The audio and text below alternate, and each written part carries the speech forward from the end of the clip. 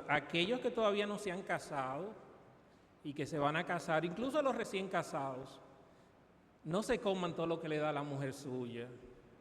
Ya hay ropa que a mí me quedan como que parecería, como que la pedí prestada y no es así. Está bien que ella cocine bueno, pero no. Cuiden esa parte, por favor, para que después no tengan que volver a invertir en pagar gimnasio y rebajar y volver a comprar ropa para después volver a comprar ropa. Antes de iniciar el mensaje quisiera hacer por lo menos una declaración. Sé que es un mensaje evangelístico. Sé lo que implica un mensaje evangelístico. Y con suerte tendremos palabra para los amigos hoy. Pero permítanme dar este mensaje, porque muchas veces Dios nos coloca cosas en el corazón y les voy a decir algo. A veces uno no se siente ni cómodo con lo que Dios le manda hacer. A veces, como uno no entiende a Dios en toda su plenitud, y uno sabe que los pensamientos nuestros no son los pensamientos de Dios, hay cosas que en el mismo Dios dan lucha y dan mucho trabajo. Sin embargo, en este camino he aprendido que, como Samuel, cuando tal vez no estuvo tan cómodo con que se desechara a Saúl, en este camino he aprendido que independientemente de tus sentimientos, Dios siempre tiene la razón. Y que no hay que razonar mucho en lo que Dios manda hacer, sino simple y llanamente hacerlo, inclusive por encima de nuestros pensamientos, por encima de lo que sentimos e inclusive por encima de la realidad que vemos. Porque sus pensamientos no son nuestros pensamientos. Vamos a leer en Efesios 6:12. Y dice así: porque no tenemos lucha contra sangre ni carne, sino contra principados, contra potestades, contra los gobernadores de las tinieblas de este siglo, contra huestes espirituales de maldad en las regiones celestes. Ustedes se fijan, generalmente yo como que no titulo mucho los mensajes, pero este me tocó titularlo. Y este mensaje se va a llamar Es nuestra lucha. Es nuestra, es de nosotros. Todos los conflictos, todos, absolutamente todos, pequeños o grandes, tienen escenarios donde nacen, se desarrollan y mueren. Por citar algunos ejemplos, los conflictos armados que hoy se desarrollan en nuestro planeta, todos sabemos de dónde vienen y hacia dónde van. Sin embargo, esos conflictos tienen escenarios que son propicios para el conflicto. Tenemos la guerra en Ucrania, que tiene dos dimensiones. La guerra en Ucrania, tenemos una guerra en el campo, donde están los soldados luchando, pero también tenemos una guerra de información. Todos los gobiernos utilizan los medios de información para decirle a sus ciudadanos: yo soy el bueno y yo tengo la razón, manipulando muchas veces la conciencia de aquellos que renargullen poco. Y eso es un medio, son dos batallas en simultáneo. La gran mayoría de los pobladores de Occidente, y más aún los cristianos, sabemos que existe un conflicto entre el reino de las tinieblas y el reino de la luz. Nosotros podemos identificar claramente dónde comenzó este conflicto y, por gracia de nuestro Dios, la Biblia nos enseña exactamente cómo terminará. Sin embargo, cuando estamos en el medio, en el desarrollo de este conflicto, muchas veces nos debemos enfocar como cristianos hacia dónde o en cuáles escenarios se va a pelear esta batalla. Conocer dónde se va a pelear esta batalla nos da las herramientas, nos da los tiempos, nos da el comportamiento y sobre todo nos da qué armas usar. Si vamos a hablar de estos escenarios, siempre es importante ver el ejemplo de nuestro Señor Jesucristo. No hay tal vez una palabra cristocéntrica o cristiana en donde necesariamente no tengamos que hacer una referencia al mismo Cristo. Y al meditar en la vida y obra de nuestro Señor Jesucristo, vemos que nuestro general el jefe pudiéramos establecer que hubieron 3 escenarios en los que Jesucristo pleiteó. Pudieran ser más, pero para fines del mensaje nosotros vamos a identificar 3. Primer escenario, el escenario interno. El conflicto de Jesucristo empezó de Él hacia adentro. ¿Y por qué decimos esto? No podemos ignorar entonces cuando Jesucristo fue tentado, y la cita bíblica dice exactamente de esta forma. Entonces Jesús fue llevado por el Espíritu al desierto para ser tentado por el diablo. Después de haber ayunado 40 días y 40 noches tuvo hambre. Y vino a él el tentador y le dijo: si eres hijo de Dios, di a estas piedras que se conviertan en pan. Y él respondió y dijo: escrito está, no solo de pan vivirá el hombre, sino de toda palabra que sale de la boca de Dios. Entonces el diablo le llevó a la santa ciudad y le puso sobre el pináculo del templo y le dijo: si eres hijo de Dios, échate abajo, porque Cristo está, a tus ángeles mandará cerca de ti, y en sus manos se sostendrán, para que no tropieces con pie en piedra. Y Jesús respondió: escrito está también, no tentarás al Señor tu Dios. Primera dimensión, batalla interna. Muchos de nosotros vamos a tener que despojarnos de lo que nosotros somos para que Cristo fluya en nosotros. Muchos de nosotros vamos a tener que dejar viejas andanzas y cosas que tal vez no es que estén mal delante de la mirada de los hombres, pero definitivamente son pecados delante de Dios. Son tratos que muchas veces van a ser personales, única y exclusivamente con nosotros, y que nosotros vamos a tener que decirle: Señor, si tú me mandas, yo lo hago. Y esto es un ejercicio que no es fácil. No vamos a decir ahora, ni nos vamos a encumbrar y nos vamos a creer que somos los más espirituales. No, es un trabajo constante de día a día y de situación en situación, de ir superando nuestros propios instintos y nuestras propias concupiscencias.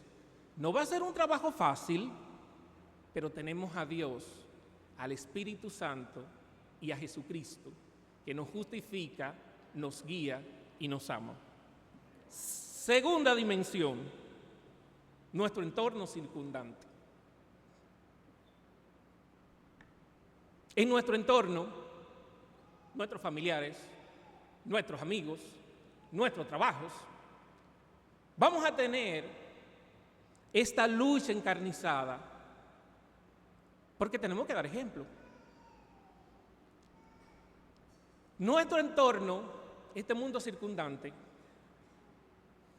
es el que muchísimas veces nos va a orillar a tener que decidir quiénes somos, porque son ellos los que nos van a atacar, son ellos los que van a estar ahí para juzgarnos el día que caigamos, son ellos también los que nos van a decir: sigue hacia adelante, son ellos.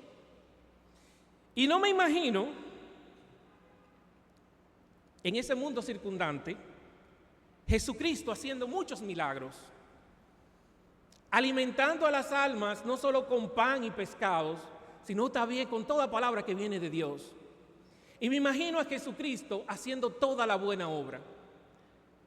Pero también me imagino al Jesucristo que le dijo a Pedro: quítate delante de mí, Satanás, me eres tropiezo, porque no pones la mirada en las cosas de Dios, sino en las cosas de los hombres. Y me imagino a nuestro Redentor sufriendo por tener que decirle a aquel que iba a ser un jerarca de su iglesia, diciéndole: apártate de mí, hacedor de maldad, en términos prácticos. Porque tú me eres tropiezo, porque hoy El enemigo de las almas está obrando a través de ti. ¿Cuántos de nosotros nos atreveríamos a decirle eso a un amigo familiar de nosotros? ¿Cuántos de nosotros le diríamos eso al pastor? ¿Cuántos de nosotros le diríamos eso a nuestro padre o nuestra madre? Sin embargo, Jesucristo no escatimó en esto, porque su objetivo iba dado por el cielo y su ministerio y su misión no podrían tener bajas en ningún momento. O cuando le dijo al mismo Pedro, Pedro, pero si no pueden con esto, vete hasta tú. Ninguno de nosotros, y me incluyo, tal vez seríamos capaces de pronunciar estas duras palabras. Tercera dimensión, los escenarios públicos. Y es aquí donde me voy a tomar tal vez, así que ténganme paciencia. Diocrono, lo vamos hoy a las 3 de la tarde, así que tranquilo. Tal vez me voy a detener un poquito acá. Y lo voy a hacer primero citando algunas citas de Mateo 23. Jesús denuncia a los fariseos y a los maestros de la ley. Dimensión pública.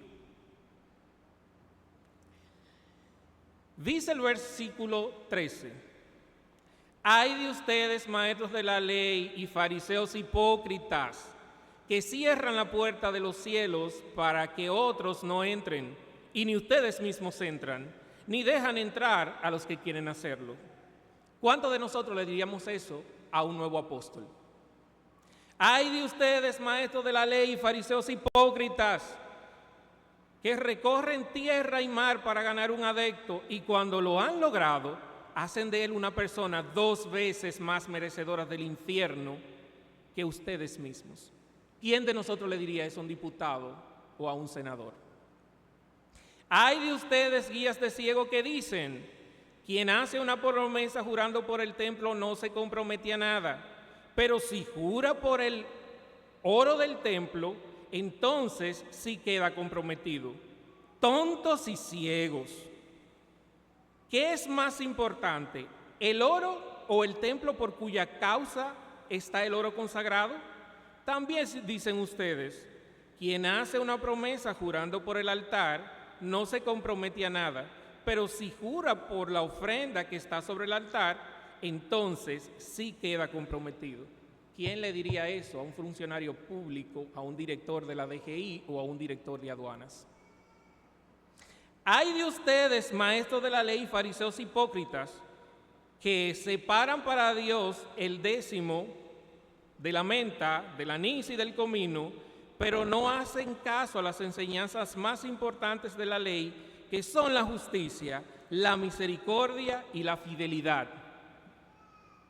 Nuevamente pregunto, ¿quién de nosotros se atrevería a decirle eso al presidente de la República? Serpientes, raza de víboras, ¿cómo van a escapar del castigo del infierno? Por esto yo les voy a enviar profetas, sabios y maestros. ¿Quién le diría eso a uno de nuestros líderes que esté en una situación de pecado? Hermanos, debemos entender que nuestra fe o la expresión de nuestra fe no puede ser personal. Nosotros sabemos que trabajamos en lugares difíciles.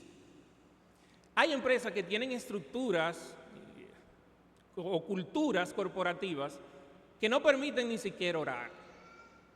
Y no los estamos llamando a que seamos imprudentes, pero sí los estamos llamando hoy a que seamos valientes. Decimos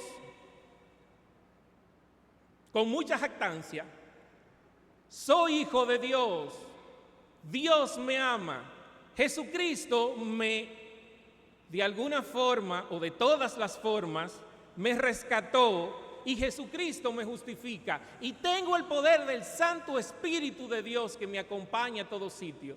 Pero cuando tenemos que establecer expresiones públicas de lo que creemos, por qué lo que creemos y qué es lo que está mal en el mundo, a veces nos intimidamos y desechamos el poder de Dios por el miedo a los hombres. En la narrativa del mundo hablamos mucho de eutanasia, uniones del mismo sexo, aborto, libertad sexual, emancipación de los hijos, desvinculación de los padres a las decisiones de sus hijos por un derecho de personalidad del niño, libertad de consumo de sustancias psicoactivas, cambio de sexo, la malintencionada igualdad de la mujer, y ahí voy a hacer un paréntesis. He visto a pocas mujeres cristianas pronunciándose sobre este hecho. Parecería, y no estoy diciendo todas, pero he visto pocas mujeres cristianas denunciando este mal del falso feminismo. Y lamentablemente he visto otras que, diciendo que son cristianas, su silencio es como que estoy apoyando aquello. Y ciertas posturas es como que lo estoy apoyando. Hago un llamado ferviente a la mujer cristiana. Nosotros muchas veces nos descalifican por ser hombres, pero ustedes son mujeres. Y ustedes saben lo que es vivir y ser una mujer cristiana. Les invito a hacer exhibición pública de esto, sin vergüenza y sin temor a represalias.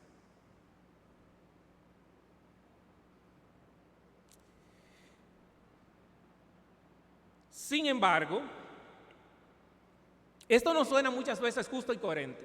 Estamos hablando de derechos que muchísima gente dice que le corresponden al ser humano. Y se les ofrece a la gente que si el mundo logra que esos derechos sean aprobados y socialmente aceptados, viviremos siendo más libres de nuestras propias decisiones, de nuestros propios cuerpos, siendo más felices, siendo mejores socialmente hablando, teniendo sociedades más progresistas. Sin embargo, esto es un cruel engaño de las mismas tinieblas. Lo único que da prosperidad y paz debajo del sol se llama Jesucristo. Fuera de Él nada podemos hacer. Por más que brinquemos y saltemos, por más que el mundo diga, Jesucristo sigue siendo nuestro oasis en medio del desierto. Y el que se quiere extraviar con esto, se va a extraviar, porque Jesús es la consumación de todo lo que nosotros creemos y de todo lo que beneficia al mundo. Fíjense esto. Un hombre que quiere vender una casa sabe que los cimientos de aquella construcción están podridos. ¿Y qué hace? Busca la mejor pintura, el color más llamativo y duradero, y va al mercado y, sabiendo que no ha reparado el problema de fondo, vende esa casa a precio muy bajo.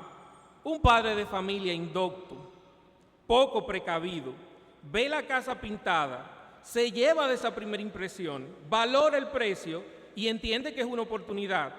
Compra la casa de inmediato y se muda con su familia. Pasado un breve tiempo, una noche escucha unos raros sonidos. Su perro ladra, pero antes de que pudiera reaccionar, la casa se viene abajo, muere él y toda su familia, y solo se salva el perro. Es precisamente lo que nos vende el mundo, una linda fachada que oculta las intenciones más depravadas, deshonestas e impuras.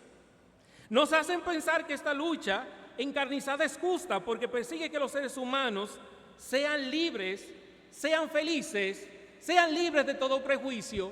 Y ojo, la iglesia es el único prejuicio. La iglesia ahora mismo está encarnizando todo lo malo que aparentemente tiene el mundo.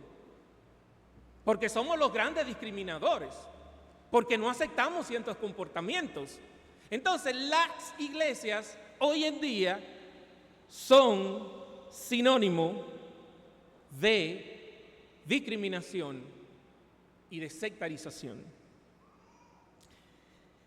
La idea auspiciada por estos prevaricadores es crear una inversión en el mundo tan grosera que los mandamientos dados por Dios a su pueblo sean entendidos como retrógradas, lesivos, innecesarios, de modo que llamemos a lo bueno malo y a lo malo bueno.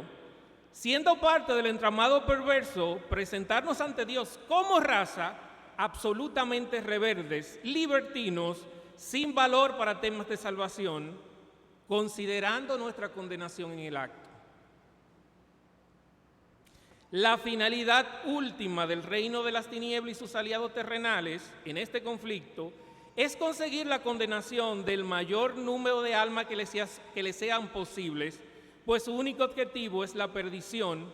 Y tú, amigo que hoy nos acompaña, tú y nosotros no estamos exentos de ese conflicto. Aunque usted no haya tomado parte de él, el conflicto tocará tu puerta. No nos vamos a escapar ninguno de los que estamos aquí de ese conflicto. Aunque no tomemos parte de él, el solo hecho de haber nacido nos pone justamente en el medio del conflicto. Hermanos, denunciar estos males no es una responsabilidad exclusiva de la Iglesia como institución. A veces dejamos y creemos que la Iglesia es la que tiene que siempre pronunciarse y la que siempre tiene que mandar un escrito a los periódicos, la que siempre tiene que subir los posts. No, hermanos, es una responsabilidad de cada ser humano que entienda que es cristiano y de cada ser humano que entienda que lo bueno, lo lindo y lo santo del Señor debe ser defendido. Eso viene en el paquete de cristiandad. Eso no es que yo lo hago o que no lo hago. Es parte de nuestra responsabilidad personal.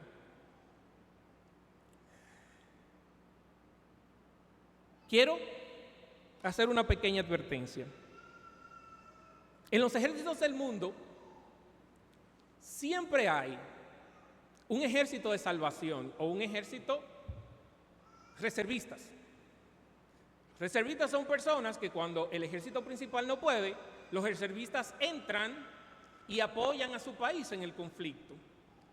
En el reino de Dios no hay reservistas. En el reino de Dios todos somos soldados activos y luchando. Porque vaya usted que el reservista puede ser visto por Dios mismo como tibio. Y al tibio Dios lo vomita. Dios sabe, estimado amigo que hoy nos visita.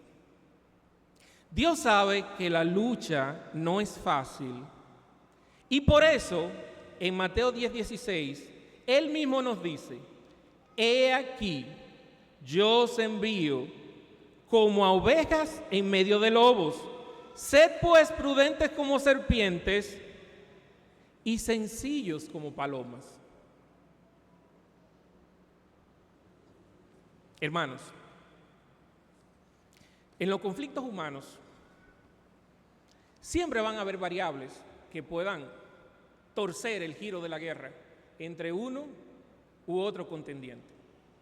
Si analizamos la guerra, que tal vez es más honor en estos tiempos, Ucrania versus Rusia, vemos que hay muchos factores que pudieran desdoblar el resultado de la guerra hacia uno u otro contendiente.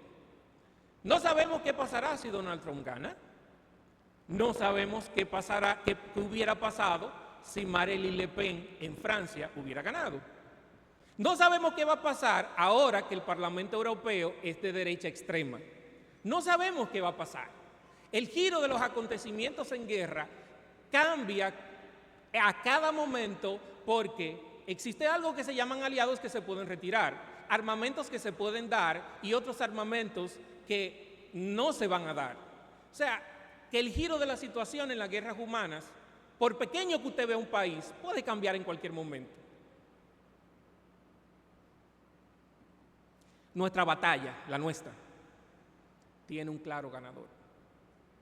Un ganador que ganó hace 2024 años. Un ganador que nunca ha sido vencido y jamás será vencido. Un ganador que le dijeron: mira, ahora todo lo que tengo es tuyo. un ganador que no conoce limitaciones. En nuestra guerra no va a haber variables, es cuestión de tiempo. Como bien ha sido dicho, dame tiempo hasta que ponga a tus enemigos por estrado de tus pies. Nuestra guerra tiene un ganador claro y se llama Jesucristo. Y nosotros juntamente con Él. No hay forma de perder esta guerra, porque ya Jesucristo la ganó por nosotros. Ahora, querido amigo, ya le dije que había algo para los amigos. Es tu decisión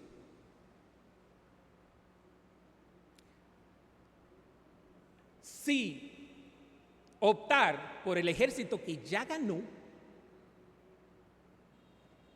por el ejército vencedor, optar por aquel que su futuro es sombrío porque va a ser condenado eternamente.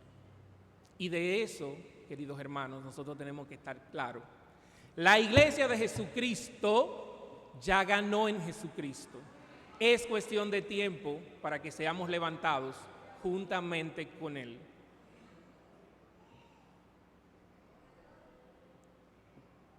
Hay una alabanza que yo quiero que escuchemos.